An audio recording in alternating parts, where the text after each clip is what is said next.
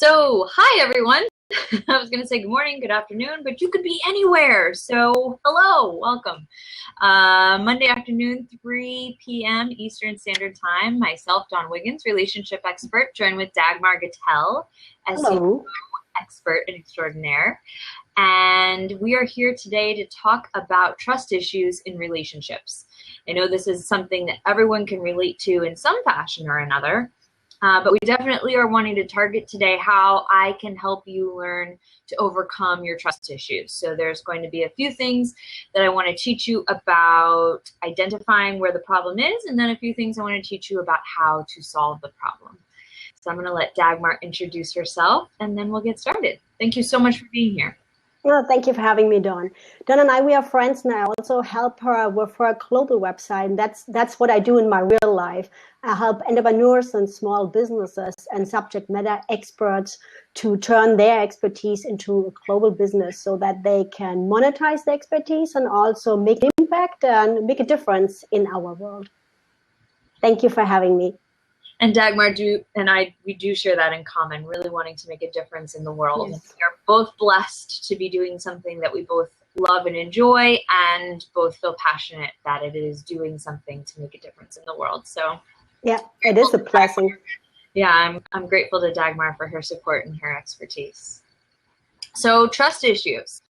This is a common topic that I deal with in my therapy practice, and is definitely a question I consistently get. How can I resolve these trust issues in a relationship? So what I want you to keep in mind as we explore this topic today is that the person that we're most interested in addressing during this lab is you, because part of the issue is when we have the expectation of wanting to control other people's behavior, like the people that we're in love with, or that we're co-parenting with, or that we're related to, or that we work with. We want to be able to trust them, but we must keep in mind, in order for this lab to be effective, is that you can't control their behavior. All you do is control and change the parts about yourself that will contribute to a more trusting and secure environment. Make sense? Makes totally sense. And you know what I thought about? I already was raised having trust issues, right? Because my parents mistrusted everybody. So then in my first marriage, I got cheated on. So then I had trust issues with men. So then I had an employer or several employers, which kind of, I felt, abused me, like let me work long and just gave me a lot of, what is that? They said I did a great job, but they knew exactly what they were doing, so I would work more. So then after a while I got it, and then I had trust issues to trusting anybody giving me a praise. Is that praising? Giving me a praise? No, like promise. No, like saying you did a good job. I mistrusted everybody who said this because I immediately thought they want something from me. Yes. So I think this topic, when you say that in relationships, like relationships we have with everybody, with our mother, with our child who perhaps lies to us, to our employer, our colleagues, our business partner. And I'm really curious to hear from you. Business partner comes up a lot, believe it or not. Really? I have a lot of clients, yes, that has factored into their difficulty somehow in the way that they communicate with their children or their spouses, because somewhere in their history they got burned in a business relationship. Absolutely. I experienced that a lot in my therapy practice. Yeah, so you're right on. Yeah. So you hit on one of my first important topics. So I wanted to kind of point out probably a lot of what's already obvious to many of you, but how we develop trust in the world. And the first place that we learn about trust is in our childhood. And that is from infancy through our developmental years. And that's because we learn not just about honesty, but also about how secure the world is, or if it's safe, based on how we're raised. So we're watching the people around us, how they engage with other people, but we're also experiencing the way we're treated. Meaning, if I hurt myself, is my parent responsive to that? Or do I feel scared and alone that nobody is there to help me? And so then I don't trust that somebody's going to be there to help me. So how we interpret the world, or how secure our world is when we're young, and how honest we observe the people around us being, impacts how we experience the world, as whether or not it's a trusting, safe, secure place. And the goal here in this blab in general is really to help you learn how to create a safe, secure, trusting environment for yourself, because again, we can't change other people. You know, the other thing what I just thought about, it's consistency too. And perhaps it sounds funny, but like my parents, I could never trust their reaction, right? Sometimes they were totally like over the top and screaming and totally upset. And sometimes they barely responded anything to what I said. So I became so insecure about what is a bad thing, what I did, what is not a bad thing. So like these, where you hold on to like the structure, I did not trust in the structure my parents gave me. Mm-hmm. And it feels like you create a high insecurity about any reaction. So you're scared to react in any way because you think everything is wrong. So let's go with that topic that you just brought up. We're skipping around a little bit in my outline, but screw the outline.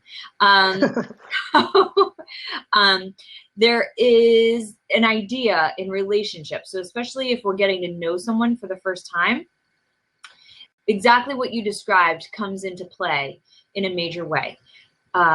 If we are not used to consistency in the way people respond to us or in our upbringing, then it's hard to trust how somebody presents. So if we're meeting someone for the first time, let's say we're dating, or let's say we're developing a business relationship or work relationship or new friends, that's a hugely popular concern, is how people can make new friends. A lot of times when something feels good at first, we rush with the feeling. And we jump in with 2 feet and we want to embrace it because it feels good. And the problem with that is when we're not discerning enough. So if we move too fast and we're not discerning and we ignore red flags, we're not open to them, then we end up getting hurt. And then when we get hurt, it reinforces our mistrust. So the important thing is that for those of us that grew up much like you did, I experienced the same. One of my goals in life is to be as consistent as I can be with my husband, with my daughter, with my loved ones, because I don't want them to have to guess which dawn they're going to get on which day. I want to be as consistent as possible so that I can create a trusting relationship. I can take responsibility for what I bring to the relationship. Yeah. It's very important that when you're building and establishing new relationships, that when people show you any kind of dishonesty or a lack of integrity, they gossip frequently, they're unethical, meaning if you can see their business practices or how they use money or cut corners, these are all red flags that you want to pay attention to. Now, it doesn't mean that we have to throw the baby out with the bathwater. And all these things that I mentioned about integrity, honesty, gossip, they may be your own issues that you're needing to take a look at. So this, remember, the focus of this is about what am I doing to create a trusting relationship? So if I ignore the red flags in someone else, and if I'm not willing to take my own inventory about how trustworthy, how honest, how ethical, do I gossip, all of those things, then I am likely to end up hurt.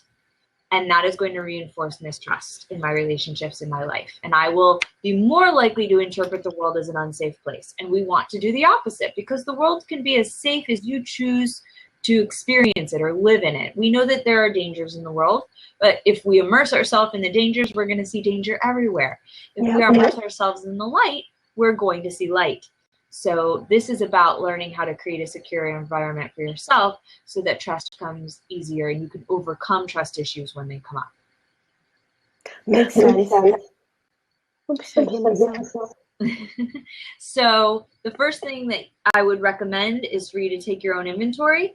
What are the areas of improvement that you have for yourself where you can become a more trustworthy individual? And the more that you do that consistently over time, which takes practice. Everything I say today, please keep in mind, it takes practice. Be gentle with yourself. It's about progress, not perfection. But if you see an opportunity for growth in your own level of honesty, then that's the first place to improve. And that will automatically improve any relationship you have in your life, because people will experience you as a safer place, a more secure and trusting individual. So what you just said is when you practice it first, you attract it. Yes, absolutely. And the people in your life that aren't trustworthy, taking that a step further, not only will you attract the people that are more trustworthy because you're acting in that way, the people that aren't trustworthy will no longer feel comfortable around you. So all of a sudden you'll start to get signs that, ooh, maybe this person isn't as engaged in this relationship because something doesn't feel comfortable anymore. If we're no longer gossiping together, if we're no longer, if I'm no longer willing to cut corners in business, then my business partner might, these are examples of how people might respond to us really growing our own selves and not continuing to blame other people for why my world isn't safe or trustworthy or secure. I like that. So the next thing that I really want to talk about is, how secure do you feel as an individual? Meaning, how insecure do you experience the world? Do you have areas of inadequacy? Of course you do. We all do. And what are your secrets? That doesn't mean you have to tell me your secrets. But when we have secrets and we're not okay with sharing them, at least somewhere with someone, it's more likely that we are not able to trust well other people. And that's because secrets and inadequacy or insecurities are driven by the feeling of shame or not feeling good enough or worthy. And so when we hide those things, then they're stuck in our minds with us and they tend to grow, right? When things are in a dark space where they don't get a lot of light and attention and pruning, they can like mold, it grows. And so shame and secrets are one of those things that grow. And it causes us to withhold. It causes us to want to be dishonest, or even if it's by omission. However, we're not being our authentic selves. And if we're creating relationships or we're staying in relationships where we've kept secrets or we haven't been honest, eventually, in my experience as a marriage therapist, as a couples counselor, this is a huge deteriorating factor and something that damages relationships. And so it can be really hard sometimes, or new, I prefer new, to take the risk in a relationship that you're already in to get honest about something that you've been hiding. However, if you want to create a secure, trusting world, that is the step that I recommend, is in the appropriate way to start to live in integrity, meaning what you think, what you say, what you do, what you feel, what you believe, that they're all in line. And when we practice integrity, we experience the world as a more secure place. If I'm keeping a secret, I'm automatically wondering, what secret are you keeping? Because if I know I'm capable of it, I assume you're capable of it. It's so interesting that you said that right now. So as I grew up, right, my mom and my dad, they were holding away a lot of stuff from me, and they said they want to protect me, right? So one time I was done with school and I applied for jobs. In Germany, we have the apprenticeship program if you don't want to study immediately. And I applied for many different jobs, and I always was surprised I never had any reply back, right? So Christmas came and New Year's came, and then it was like January 2nd or 3rd. My mom gave me this pack of letters. And I said to her, what is that? And she said, oh, I didn't want to give it to you for Christmas, then you would be upset. So she gave me this thing, and then I felt so overwhelmed with that she thought I was not capable, and I was 17 at this time. I was not capable to handle that. And it made me more insecure. So it's interesting what you just said with trust. So at the end, she didn't trust that I could handle it. So she felt good about what she did, but she created this fearful little girl in me. Mm-hmm. Absolutely. And so that lens that you've seen the world all these years, right? People not trusting or believing in you, not sharing information, family secrets, absolutely, they are. And this is an interesting part where I sometimes really work with clients over time to help them understand how family belief systems or value systems get communicated to the children without actually being directly communicated.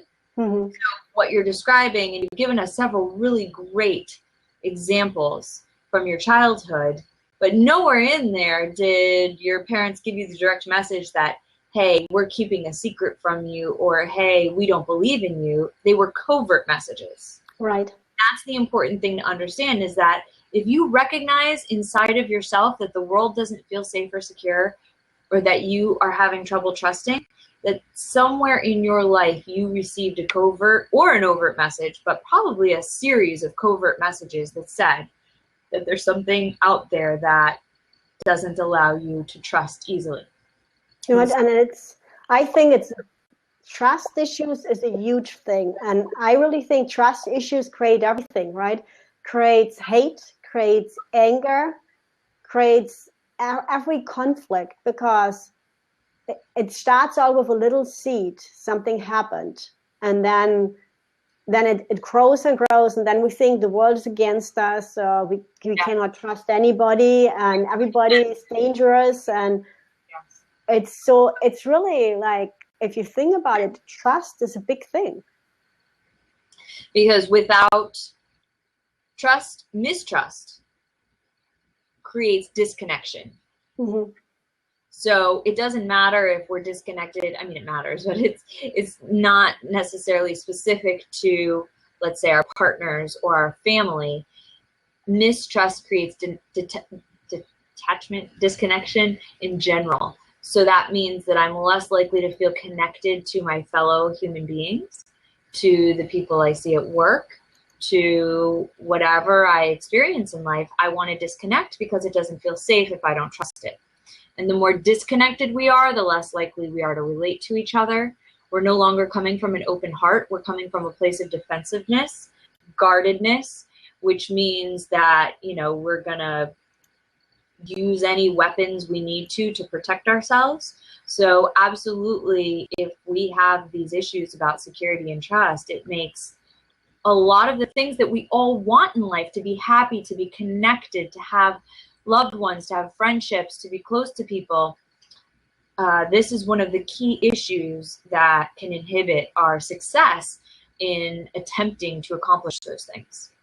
So this is basically just a little primer on some of the things you can address so that it's easier to develop those types of relationships and to feel more connected to the people around you. So it's interesting that you say that, because when you feel disconnected, you have no empathy. Then you can easily do things you would never do if you have a connection to somebody. So it's really then, and I know it's not the topic, but let me jump in here. I'm sorry to interrupt you, but this is exactly how infidelity happens in marriage or in relationships, any couple. So when you're disconnected because you have a secret, you're not able to practice empathy, which means you're capable of doing things that you wouldn't normally do when you're coming from your heart space. Mm-hmm. That is the slippery slope that leads to affairs or infidelity of any sort, whether it's emotional or otherwise. And you're exactly right. People say, how did this happen? This isn't me. I'm a loving, caring, kind person. Yes, that's true. Oh, that's interesting. There are a certain set of circumstances that lead us to do things we wouldn't normally do. And so secrets, trust issues, that path down disconnection is a direct path to infidelity.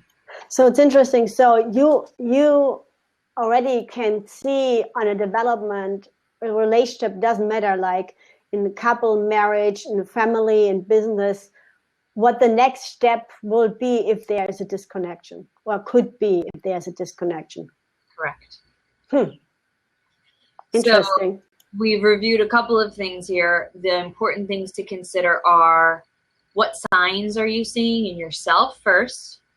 And what signs are you seeing in your relationships that are flags for dishonesty, mistrust, or a lack of integrity? And then we want to take a look at, what are your own insecurities and what secrets are you keeping, and are you willing to give those secrets up?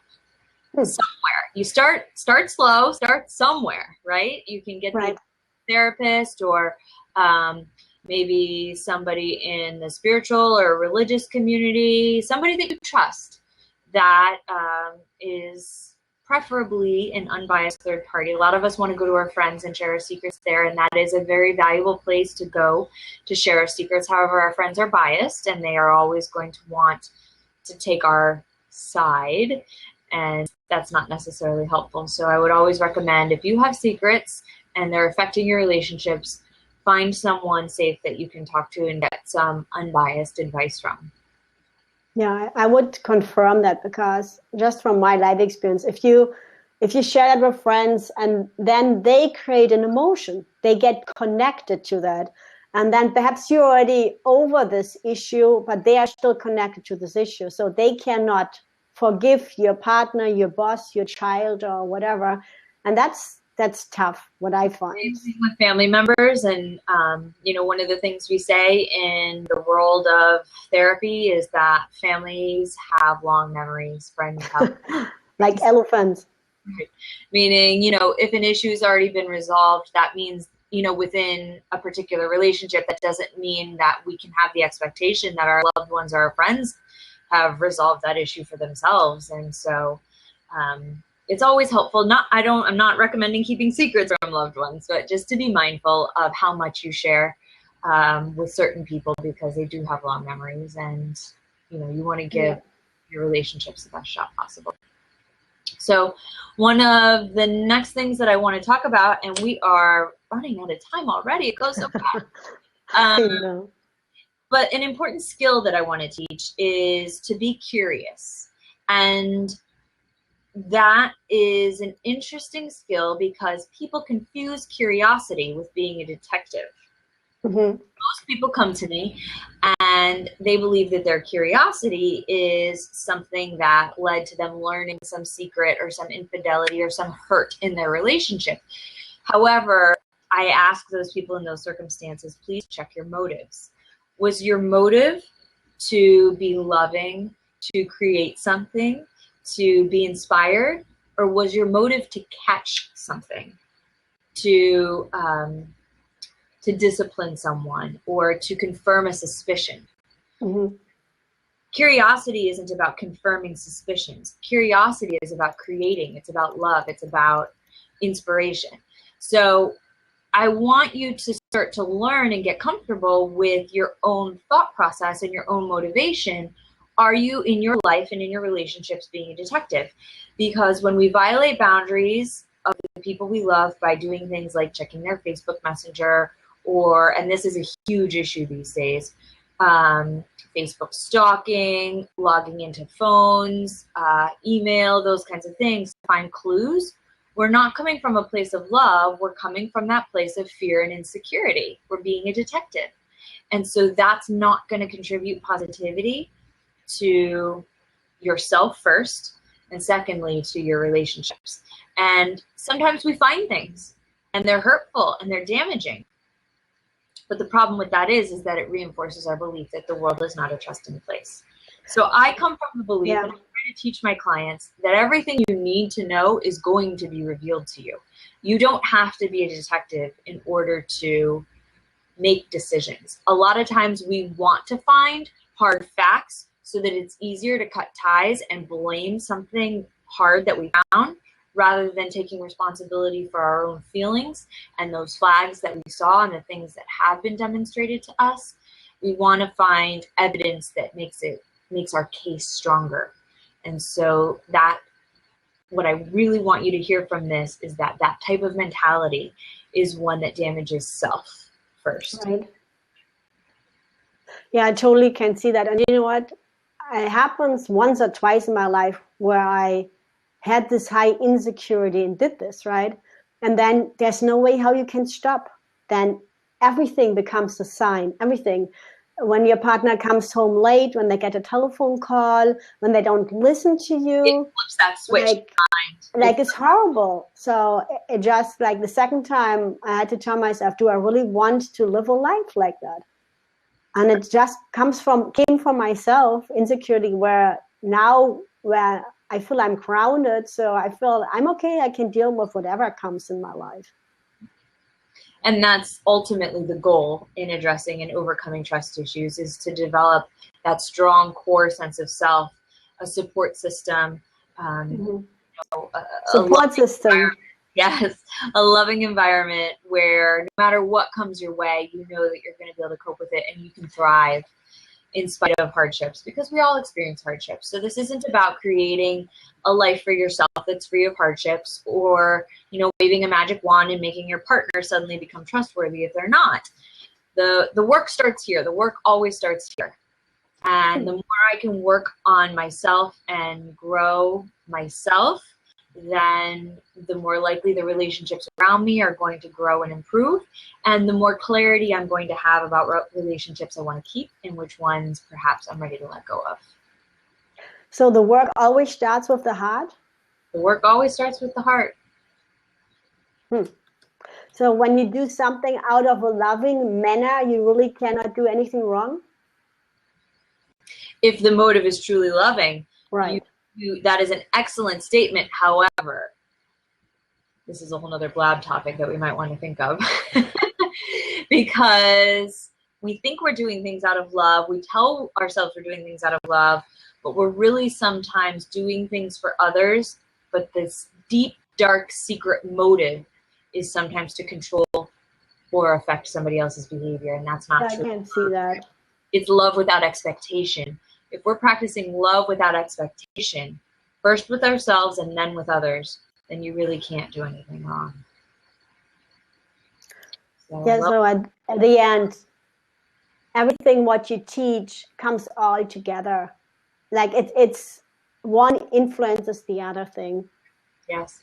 No, everything needs to be seen as a holistic approach. When you have trust issues, normally you have self-esteem issues, and then you don't feel loved enough. So and it feels like there are so many things connected to that. So when you work on these, like with you as an expert, then you're not only touching one thing, you really touch everything. Yes, and I'm talking from my own personal experience, not just my professional experience and expertise, but my husband, bless his heart, he got pushed and pulled for, the longest time early in our relationship, because I was still feeling the wounds of the past, exactly as you described. So he's a very loving, patient man and understood I was going through a process, but he also saw that I was committed to working hard on changing those things, to grow through them, to shed the what would you call it, maybe armor, and put down my weapons of self-protection. Because it really was a safe place to be, but I had to come into alignment with that. My mind and my heart had to come into alignment with I was safe, and I was creating safety and security for myself. What a blessing that he was so grounded that he could give you this freedom and this space to just be and then learn from there. Yes, a huge blessing. So I am grateful for his support, and to be able to bring my personal experience to my expertise, because it's really only by practicing what I teach that I really believe my clients can sense my authentic self, and that I truly want what's best for them, and that I truly care about their outcome. Walk the walk and talk the talk. Yes, ma'am. Mm-hmm. So we've pretty much covered the content that I had prepared for today's blab, and there's going to be a blog post on my website that I would love for you to access, along with the recording of this blab show if you would like to watch it. And that will be in the blog section on dawnwigginstherapy.com. I'm just right now copying and posted. Okay, awesome. And perhaps you want for the ones who listen live or to the recording, share too how they can reach you and how they can connect with you. Okay, so the best way to reach me is through my website, dawnwigginstherapy.com. There's an on-the-house consult page where you request an on-the-house consult, or you can reach me by email or phone from my website. I'm just posting you on the house consult because I think that's a great opportunity to hear you, to connect with you. Yeah, I really recommend when people are identifying that there's something that they want to work on. I love offering consults. It's a phone consult, but you get a feel for, you know, who I am as a therapist and if there's a connection there and if we're aligned. I think one of the most difficult things in my field is people having a hard time knowing what makes an effective therapist. And so you can get a sense of it. You can start feeling that out during the consult session, and I find that very valuable both for myself in understanding what the problem is, and then for the potential client, for them to really start to get a feel for the process. I think about the question, because in your field it's so sensitive when people come to you or when they call you, like it's all their vulnerabilities. Yeah, it's like we come with our conscious and our subconscious mind, and really what I know from myself and from you, the work is needs to be done in our subconscious mind. So I think you want to work with somebody who cares about you like you do and you can trust. Absolutely. It's about, therapy literally is about bringing things from our unconscious mind to our conscious awareness so that we can make choices about whether or not we want to do it the same way or we want to do it differently. Conscious choices. I like that. Yeah. I always say that, make conscious choices. Mm-hmm. So thank you, Dagmar, so much for being my co-host today and for sending out all of those contact links to our viewers. You're very welcome.